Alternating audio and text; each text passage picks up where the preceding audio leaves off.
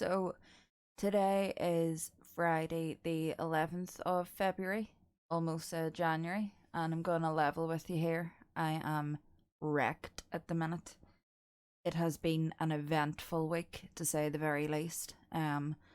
Last week's vlog ended on me telling you about my A&E trip on Saturday, because of pain in the back of my leg, and I wanted to check for blood clot and whatnot. Well, I ended up back in A&E again on Sunday night, with some pretty serious chest pains. Obviously, if you've anything like that, you have to be rushed to hospital, especially on chemo, because it can interfere with your heart and stuff. So, like, firstly, I would just like to say the staff, like all of the staff, not just the doctors and nurses at the Ulster Hospital in Belfast, are unbelievable. Every visit I've had there, they have dealt with me, even though they are in under extreme amounts of pressure at the minute. There was a Belfast Live article on it, like saying how extremely under pressure A&E was. Even though they were under all that pressure, I was tended to super fast, like really, really quickly. They made sure to give me somewhere where I wasn't sitting amongst sick people every time. They made sure to get me like a bed sorted out, even if they didn't have an actual room to give me.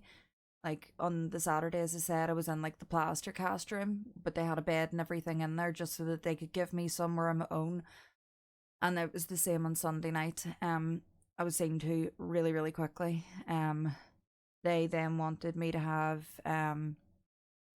a CT scan done, so but I'll get on to that anyway. So that's what happened on Sunday night. I was really, really ill.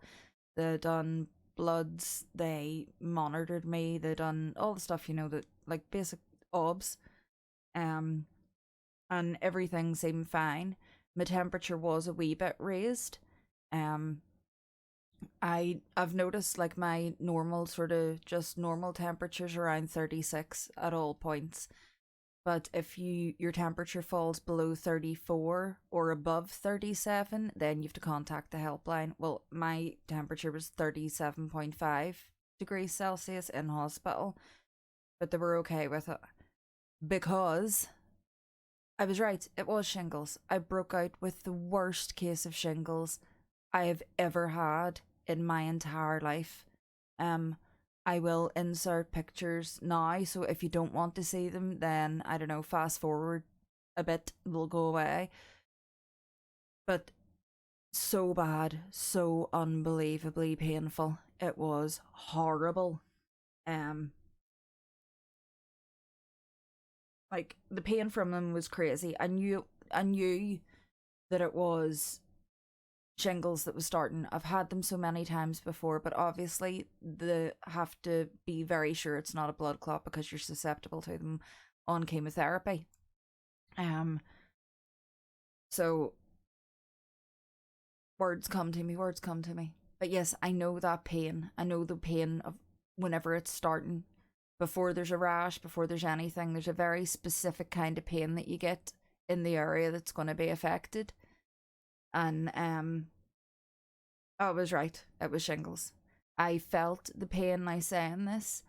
I felt the pain on the back of my right leg where it has always been. That's always the same place it comes up.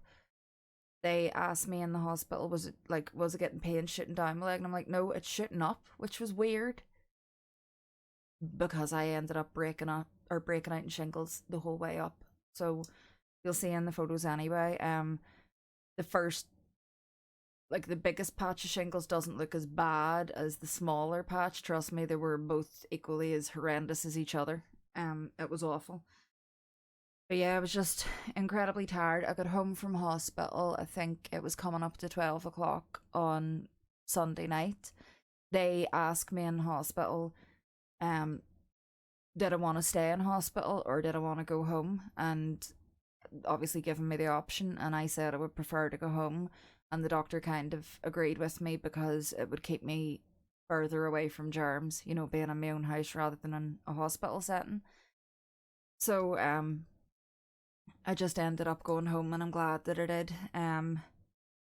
So I'm going, everything, by the way, I'm going off is all written down in a diary, because I'm finding I don't have the energy to get up and like sit at the minute. Like even lying down is painful. Um, like as soon as we go into, that was Sunday, going into Monday, um, like all Sunday night, I've never felt this way before with shingles, and I don't know whether it was a combination of shingles and chemo side effects, but I couldn't get comfortable in my own body at all. Like at all. I couldn't lie down, I couldn't sit up, I couldn't stand, I couldn't do anything without everything hurting.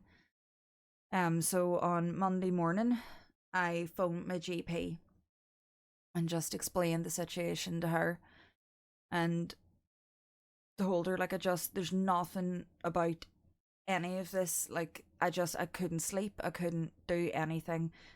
So, and I also figured out something as well from the Sunday night on Monday. But we'll get to that in a second. See what I mean? My brain is all over the place.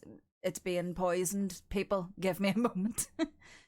But right, so the doctor then put me back on to long tech and short tech, which are oxycodone. The long tech is a slow release version, and then the short tech is a like quick release, just basic bitch version.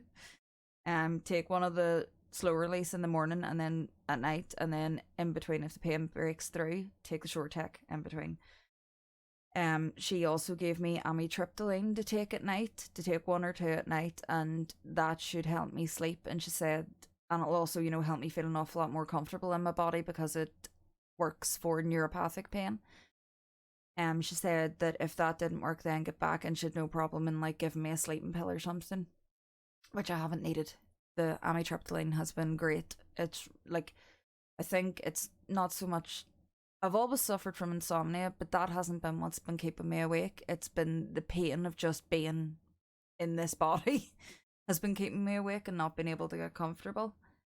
I also figured out on Monday why I was getting chest pains and why I was feeling so bad. Like, I thought on Sunday, no word of a lie and no amateur dramatics, that I was gonna die. That's how bad I felt. And then obviously the shooting pains in the chest and all. I was like, well, that's it. I'm gonna die. Figured out on Monday that it was one of the anti-sickness drugs that they'd give me. Metoclopramide, I think you say it. I took one of those. I'd felt fine all day Monday. Started to feel a wee bit jippy and sicky, so I thought, right, well, I'll take them. That's what they're there for. Took one. Half an hour later, boom, ill as hell, weak as water, pains in my chest, didn't feel right at all. So I was like, you know what, I'm not taking these again. And because I stopped taking those, I haven't had that feeling back again, which has been amazing. So that was pretty much Monday. I know now that those tablets don't agree with me. I phoned up the helpline and told them as well, please, just to put it on my file, not to give me them before my next chemo session at any stage again, because they do not agree with me. That has been what's making me feel absolutely like death. On Tuesday, I had an appointment for I had a referral to the wig lady in the hospital. And I completely forgot about it. She messaged me like about an hour before my appointment and said he's still okay to come up, because she knew, that I was like, I'd only just had chemo and stuff for the first time. I told her that whenever I was making the appointment. So she said she would check in, and it's just as well she did, because I had completely forgotten after all of the kerfuffle of the weekend and all the hospital visits and everything. So she sent me some like pictures over WhatsApp of different wigs that she'd picked out, so I think I've got one. All week as well, I have been getting stomach injections, blood thinning stomach injections, because of this suspected clot. I'm on, by the way, I'm on antivirals as well. I've got these bad boys. I have to take 5 of those a day. and that's for the shingles. But for the, what was I talking about there? Yeah, for the suspected clot, I told you guys in the last vlog, that sent me home with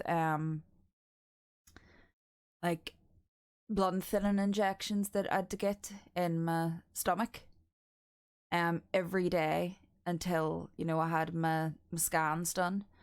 So my stomach, I'll insert a photo. It looks like I have two nipples on my stomach with the bruises.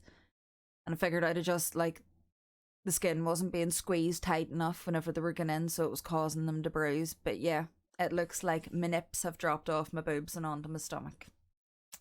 Nice times for me. Let me see where I am. So Wednesday, I was feeling a wee bit better, but oh god, if there are men watching this, they're gonna hate me for telling you. Sorry, but we're here to be real. Wednesday, I got my period, and because of like the blood thinning injections, I am telling you, it was like a fucking bloodbath. There was, it was like turning a tap on, man. It has been horrific. But like, what do you expect? You know what I mean? Dose of shingles, bit of chemo. Just give me it all at the same time. That's usually how it works in my life. It's either all the disasters at once or nothing at all. So I know that they are probably gonna like stop soon, so I should probably savor them away. Like, does anybody ever savor that time of the month, really? But if they're gonna like stop and stuff soon, because chemotherapy can just stop everything, all your reproductive stuff from working. So could be one of the last ones they ever have, and flip me if it is, it's gone out in fashion, because it came in hard, I'm telling you. On Wednesday as well, I think I've pulled a muscle in my back. This is like weekly ailments with Alana. I have my big I have to do it with this hand. My big, you can't even see it behind the mic. It's a big insulated 1 litre cup of juice, and obviously I've been trying to stay well hydrated and stuff. So I've been drinking loads of it, but I was lying on the bed, and whatever way I turned to grab my cup, I felt something in my back just go. But it wasn't, you know, like a nerve or anything, it felt muscular. So like halfway down the right side of my back now has just started to randomly cramp like crazy. I think it was Wednesday night, or was it Thursday? I think it was Wednesday night. It got so bad that it was waking me up in the middle of the night whenever I tried to move. It would just start sort of spasming. I hope that's the right word. And cramping, like, over time. It was like a calf cramp. Everyone's experienced having a calf cramp, I'm sure, at some point in their life. We'll multiply that by about 1,000. And I'm like twisting all over the place, like flipping, like something out of The Exorcist, rolling about the bed in all these weird positions, trying to just get it to stop. So that's been happening on and off. It was probably the worst on Wednesday night. It was horrible. And then I actually had one today while I was in hospital as well, and that was fun, trying to, you know, like disguise that in a room full of people. I'm sitting like squirming slowly, looking probably like I'm being possessed at the same time, while trying to keep, you know, a blank look, just looking at the TV, hoping nobody notices. But yeah, that's been happening to me. Yeah, and then on Thursday I got my appointment to go for my ultrasound. I was actually meant to go for it on Tuesday, but I had to ring them up and reschedule because I was far too poorly. I was really, really ill. At this point, I think it was like the hangover from chemo side effects, but more so the shingles on top of everything really hitting me hard. It was a bit of a nightmare, so I had to reschedule it anyway to Thursday. I went up to the hospital. The appointment was at 4:15. Went into the wee ultrasound place. It's like very small waiting room, and I literally, again, it's because I'm a cancer patient. The waiting room was full.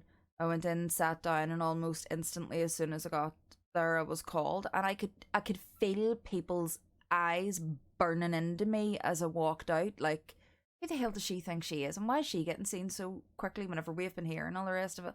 Not realising just because someone's young doesn't mean that they're not more vulnerable than you are if you're in your like 50s, you know?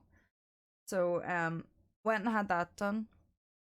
Then they sent me for the results back to A&E, which was strange. But the ultrasound girl that was ultrasounding my leg to check for clots, she already told me she couldn't see anything there, but I had to go around and like officially get the news from an actual doctor. So I went round, got the news from the doctor, went outside. My brother was gonna pick me up. And as soon as I like sat down, as soon as he arrived to pick me up, funny enough, the doctor that I'd just seen phoned me, and they were like, "Hold on, wait, you're meant to have CT scans as well. You need more injections. Yay! You need more injections. So can you run back in?" So I had to run back in, pick up more injections and stuff like that. But I'm glad, she done it at least whenever I was still at the hospital, rather than coming home and having to go the whole way back. And then I got the appointment for the CT literally the next day, which was this morning. That was like a whole thing. I went again. I had to go to A&E for it, so I was only sitting there like a couple of minutes before they'd called me in. They had like, I am battered, by the way. Like, that is my Sunday night one. IV they put in. It was basically they put it in my knuckle, and it's like left my hand all battered. But it was a doctor that came in and put the IV in, and she put it in just in the crook of my arm, which is just below like where my PICC line and stuff is. And I said, was the PICC line, could they not use it? And they were like, no, because some people aren't trained in it. So anyway, I felt so weak. A porter then came and made me get into a wheelchair and wheeled me to the CT scan place. And I'm like, I can walk. I'm fine. And they're like, no, it's just for safety purposes or whatever, because if you were to fall, I can't catch you or something. I'm like, I got here, you know what I mean? I got to hospital myself. Having an IV put into my arm isn't going to make me unsteady on my feet, but whatever, it's procedure, you know what I mean? I get it. So I went round anyway, and then they told me in the CT place, if you had a PICC line, we could have just used that. And I'm like, fuck sake. There's another hole that didn't need to happen, but it's better to have it than, the doctor presume that they're trained with PICC lines. Get around there, I'm not, have to get sent back and stuff. So I went in. It's just the usual. They done a CT of my chest. They put the dye in. They inject the dye into you through the IV. You feel like you've wet yourself, and your mouth goes all warm, and you feel all weird. And then you're out. It's really, really quickly. Or it's done really, really quickly. And then the porter came back with the wheelchair again and wheeled me back to the waiting area in A&E. So I had to sit there. I asked them, was it going to be long? I explained to them, I have shingles. I'm not long out of chemo. I feel like death. And they said, well, hopefully they shouldn't be too long, but there were quite a lot of people there. I think I waited maybe about, maybe about 45 minutes, maybe an hour. But I will say one thing, A&E was rammed. There were constantly people coming in. There were barely any seats. It was just a constant flow of people coming in. So they were really, really busy today. So whenever I eventually did get called, the doctor introduced himself and just said, you have breast cancer. And I'm like, yep. And he said he was only saying because, like, obviously I had read my notes, but he had actually started out in breast cancer, whatever that. You'd think I would know about this at this stage. You know what I mean? I've been to enough of these appointments. You would think I would know the names of things, but I don't. He was quite young as well. So he said that there was no signs of any clot in my chest, and there's no signs of any, the cancer hasn't metastasized. And I was like a bit taken back. I'm like, I didn't realize you were looking for cancer. I thought we'd already got this ruled out in the first CT and MRI sessions. But yeah, he was really, really nice. He just said, "Is there anything more that I can do for you?" And I'm like, "Yeah, could you take this IV out of my hand or my arm?" Right, I'm gonna give you a wee bit of backstory to this very quickly. So I was wearing this hoodie and I had a bomber jacket over the top of it and just some leggings on. So whenever the IV went into my arm, I kept my jumper off, tied it around my waist, and put my bomber jacket on and zipped it up because it was just easier for me to get both of the lines out of a jacket rather than trying to pull a jumper and stuff over my head. Okay? So that is the backstory to what I'm about to tell you. So the doctor said, "Is there anything more that I can do for you?" And I'm like, "Yeah, would you mind like taking this IV out of my arm?" And he's like, "Yeah, absolutely." And as he turned, there was like I was on the bed here. He was sitting here, and behind him there was like all, the stuff that you use, like cotton swabs and all that stuff for whenever you're taking IVs out. So he turned round, so his back was to me, and I'm like, "Not to alarm you, but whenever you turn around, I'm gonna be standing with just my bra on." I'm gonna be standing here with just my bra on, and he immediately was so witty, he just snapped straight away. He's like, "You wouldn't believe the amount of times I turn around and women are just standing with their bras on." So I had to like explain to him why I was just standing there, like basically topless in front of him for no reason. But yeah, it was funny. It definitely cheered me up quite a bit. But like I'm sweating at the minute. I'm gonna have to stop taking the strong pain medication because it's making me feel like, do you know the way in Train Spotting you would see like all the heroin addicts and stuff like that with like just sweat on them? That's how I feel constantly now. Like I wake up in a puddle of sweat, which is, disgusting. All day I'm sweating, but it's like a cold sweat on me. So I need to completely stop them altogether. I don't want to take those because they're making me so sweaty, and like my temperature feels like it's constantly fluctuating up and down. And I'm taking my temperature regularly, because obviously I'm keeping an eye out for fevers and stuff like that. Because signs of infection and just, it's just one of the things that you have to do is keep an eye on your temperature. So it's not like my temperature is going into danger zones or anything like that the way that it actually did on Sunday night whenever I was taking it. The danger sign was coming onto the thermometer, and again another reason why I needed to get to hospital. But even though my temperature is totally fine, I feel roasting, and then I'm freezing, then I'm roasting, then I'm freezing, and I feel like I'm going through flipping menopause or something. You know what I mean? It's just I'm all over the bloody place. But yeah, that's been the week so far. I feel like if I hadn't got shingles, I would have been near enough done with the chemo side effects. So I kind of reckon that if I give myself a week after each chemo session, I should be totally fine. I am going to. I might, as I feel better, I'll be able to do daily vlogs and stuff like that. It's just over this past like week has just been all over the place. I've been exhausted. I've been sick. Again, I would definitely feel like I would feel an awful lot better if I didn't have shingles on top of everything else. But what can you do? It's just the way things go. One thing that I can say and that I'm thankful for is hopefully if I don't get it like anything like this on my second round of chemo, it'll be a cakewalk compared to what this has been. I want to thank you guys again so much. All your lovely comments and everything. I read them all the time. Please like, comment, subscribe, turn on the notification bell. Because again, things like that really, really support the channel. And it also pushes the videos out to people that might need to see them. And unfortunately, there are thousands of women daily getting the news that they have breast cancer. So if this channel can help in any way with them, then that's what I'm doing this for, Well, I'm gonna leave it there. And then I will catch you guys next week.